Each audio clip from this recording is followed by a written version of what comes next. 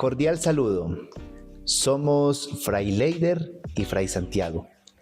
Les explicaremos de forma clara y sencilla la historia de una institución que cambió la fisionomía de la Iglesia hispanoamericana, el Seminario Conciliar, nacido en Trento y desplegado entre 1563 y 1800.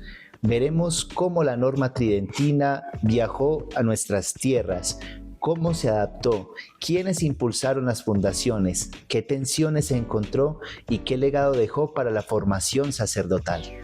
Les contaremos la historia en clave narrativa, qué fue, cómo se hizo realidad en distintos territorios, quiénes fueron los protagonistas y qué enseñanzas trae esta experiencia para nosotros como religiosos en formación.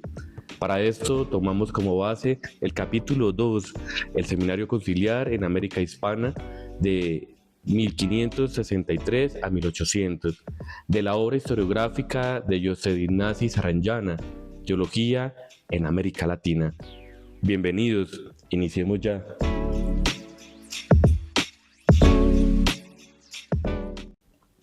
¿Qué es el Seminario Conciliar? Es la casa estable de formación para el clérigo que propuso el Concilio de Trento en 1563. Estudio, vida comunitaria, liturgia y disciplina bajo la responsabilidad del obispo. Trento, con el Canon 18, instituyó el Seminario Conciliar como esa casa estable de formación sacerdotal, centrada en la autoridad del obispo y en un currículum de gramática, latín, sagrada escritura, canto y formación moral. Pero, ¿cómo llegó a América? No por presencia directa en Trento, pues allí no hubo obispos americanos que asistieron, sino por la publicación y recepción local de sus decretos. La norma llegó y chocó con realidades muy distintas, territorios enormes, escasez de recursos, diversidad de pueblos y sobre todo la muestra y la fuerza que las órdenes religiosas ya estaban instaladas. El capítulo muestra ese choque entre un ideal normativo y la creatividad local para hacerlo realidad. Pero el cómo cambió radicalmente aquí en América. Aquí no hubo obispos en Trento, las realidades eran muy distintas, así que las soluciones ocurrieron en concilios provinciales, en acuerdos locales y muchas veces aprovechando colegios y recursos de órdenes religiosas. Es evidente la tensión entre una norma europea que exige y una realidad americana que se adapta. Bueno, ¿y el por qué y el para qué? Por la urgencia de crear buenos obreros del Evangelio. Una iglesia nueva exigía ministros con doctrina, moral y praxis pastoral. Una praxis pastoral adecuada, precisamente. Para eso los prelados impulsaron concilios provinciales, buscándose fórmulas de financiación y alianzas. Bueno, ¿y quiénes fueron los protagonistas entonces? Figuras como Santo Toribio de Mogrovejo, que fue el impulsor del Tercer Concilio de Lima, obispos reformistas, los cabildos catedralicios, la Corona, que fue el patronato regio, y decisivamente la Compañía de Jesús, que en muchas ciudades ofreció colegios y convictorios para la formación diocesana. Bueno, entre 1563 y 1800 se identifican 40 seminarios conciliares. Hasta 1767 había 33 y 11 de ellos llegaron a depender parcial o totalmente de los jesuitas. Esta cifra revela la magnitud del papel de la Compañía de Jesús en la formación clerical indiana. Pero ¿por qué estudiar esto? Entonces, bueno, la historia del seminario en América fue pobremente estudiada hasta el siglo XX. Por eso, Saranyana busca ofrecer una visión de conjunto que integre concilios, fundaciones y prácticas formativas para comprender su impacto.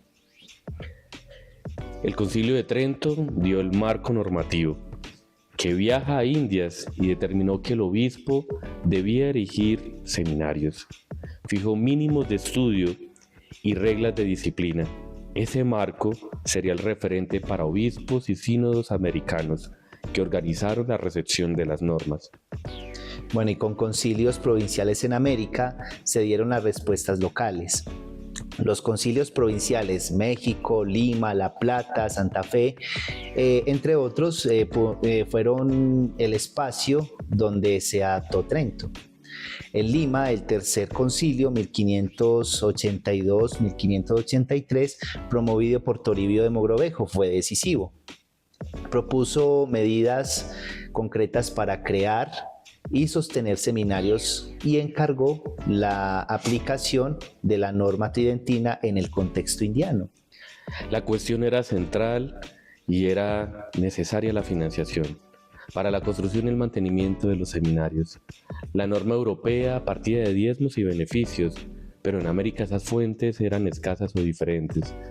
Las soluciones incluyeron tasas moderadas sobre rentas eclesiásticas, por ejemplo, la tasa del 3% prescrita en algunos sínodos, cuotas sobre estipendios y aportes reales o de benefactores locales. Sin medios estables, muchos seminarios quedaron frágiles. Bueno, donde la diócesis no podía sostener un seminario, la alternativa fue usar los colegios y convictorios de órdenes como la Compañía de Jesús. Esta intervención fue práctica y en muchos casos decisiva. Hasta 11 seminarios conciliares quedaron bajo el gobierno jesuítico y numerosos seminaristas completaron estudios en aulas jesuíticas. Bueno, ese papel explica la gran red de colegios que los jesuitas llegaron a tener en Indias. El anexo del capítulo presenta un cuadro con 40 seminarios a lo largo de Hispanoamérica y también en Filipinas. Desde Quito en 1569 hasta Monterrey en 1793, concentrados en ciudades episcopales y grandes centros urbanos. La red creció, pero fue desigual. Muchas sedes funcionaron con un profesorado escaso y dependencia económica. Esto creó tensiones. Entonces, una formación diocesana propia o dependencia irregulares, pues la expulsión de 1767 cambió ese escenario. Desde la organización interna y régimen de vida con estatutos típicos del modelo tridentino, rector, prefecto de estudios, mayordomo, horarios de oración y estudio, examen de conducta, arcón de 3 llaves para el dinero, pues la rutina buscaba formar hábito clerical, misa diaria, confesión mensual, estudio, canto y vida comunitaria, y un currículo que combinaba latín, gramática, sagrada escritura, teología, moral y práctica sacramental. Algunos seminarios añadieron artes, teología y cánones. Se fomentó también el estudio de lenguas indígenas. En algunos centros hubo cátedras de náhuatl, otomí, zapoteco, etc., por exigencia pastoral y legal. La rutina buscaba no solo hábitos sacerdotales, formarlos en esto, sino también un conocimiento valioso en estos sacerdotes. Bueno, y a pesar del esfuerzo, persistieron los problemas.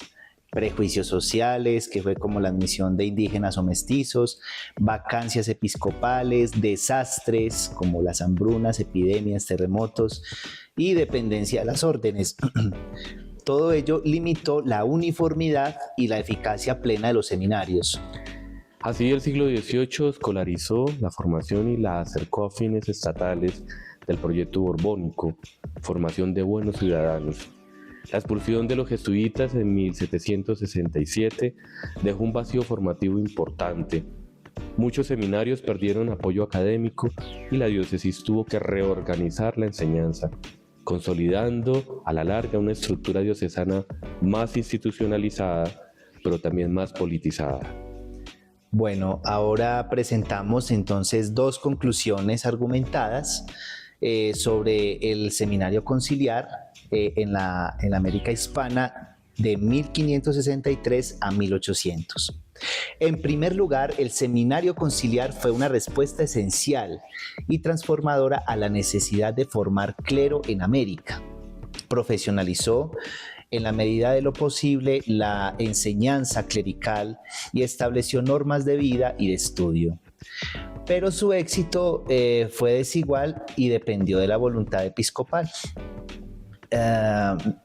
La voluntad episcopal de financiación estable y de la colaboración con órdenes religiosas. Sin estos factores, la institución quedó muchas veces inestable. Y en segundo lugar, la historia del seminario en Hispanoamérica demuestra que las reformas eclesiales se realizan en contextos complejos. La norma que viene de Trento operó como guía, sí, pero la realidad forjó adaptaciones prácticas.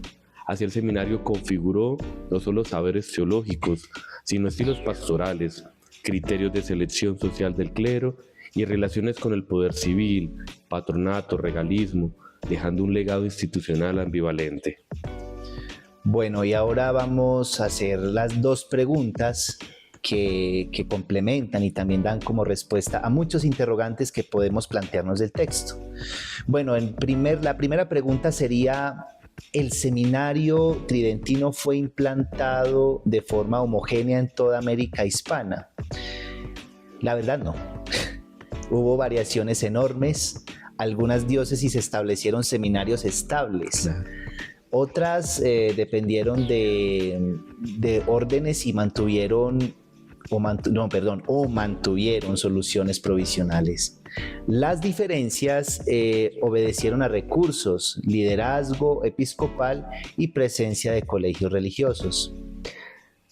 La segunda pregunta que nos planteamos es: ¿cuál es el efecto más perdurable en la intervención de los jesuitas en la formación diocesana?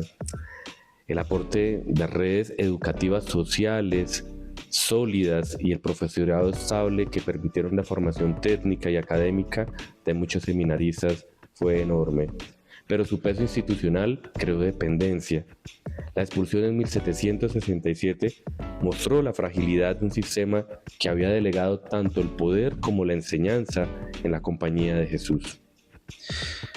Bueno, y ahora aplicándolo pues a nuestra vida, a nuestro contexto, una aplicación formativa, la lección central para nosotros como carmelitas descalzos es doble. Por un lado está la experiencia histórica que enseña sin estructuras estables. Está la financiación, un proyecto formativo claro, evidentemente, profesores competentes, y la formación queda fragmentada con esos aspectos. Pero por otro lado, Trento nos recuerda la necesidad de la disciplina y doctrina, y nuestro carisma carmelita sostiene que la formación debe ante todo ser profunda en la vida espiritual clave. La oración, la lección divina, la dirección espiritual y la vida comunitaria. Ahora, integrar lo intelectual con lo espiritual y no reducir la formación a técnicas ministeriales es en sí el gran reto. En términos concretos, asegurar una estructura académica mínima, cuidando del acompañamiento personal de los novicios y seminaristas, espacios de silencio, de oración cotidianos, la formación contextualizada, sensibilidad cultural y lingüística por el entorno donde estemos, para que se eviten repetir las exclusiones del pasado. Así la formación será eficaz y fiel al carisma nuestro. Bueno, y la historia del seminario conciliar en la América hispana nos enseña que la norma sin adaptación no basta. Sí. Y que la adaptación necesita responsabilidad institucional y corazón pastoral, todo integrado. Que lo antiguo nos ilumine, ¿cierto? Que cuidemos la formación de nuestras comunidades con ciencia, oración y caridad para que los futuros ministros sean verdaderos pastores del pueblo de Dios. La historia del seminario nos muestra seres humanos que entre limitaciones y esperanzas trataron de formar pastores para un pueblo inmenso. Que esa memoria nos conmueva a no conformarnos con lo técnico. Formemos antes que nada corazones orantes, manos que se inclinen para servir y voces que anuncien consuelo. Como carmelitas descalzos, que la lección, el silencio y la vida fraterna sigan siendo el taller donde se modela la fe y la compasión. Que nuestras aulas y capillas sean escuelas de humildad y de entrega. Pedimos al Señor que convierta en fruto visible el esfuerzo de enseñar, para que donde llegue un sacerdote se encuentre siempre un amigo de Dios, y un servidor del pueblo, y que la Virgen María, Madre y Reina del Carmelo, nos sostenga en la tarea de formar ministros fieles, pobres y alegres. Gracias por su atención. Hasta pronto. Hasta pronto.